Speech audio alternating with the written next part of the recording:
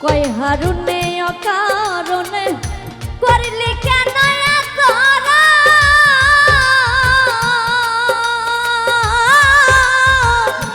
কলিজাটা ছিঁড়ে গেছে রে বন্ধু তোর পীড়িতের পুরাদা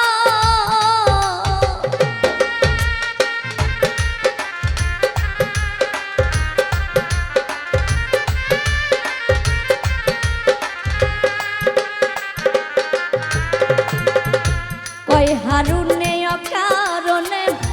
করলি কেন করা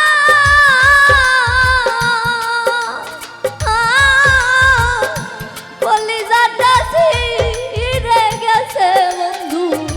তোর পীড়িতের পুরাদা নিশি পোহাই থাকি সদা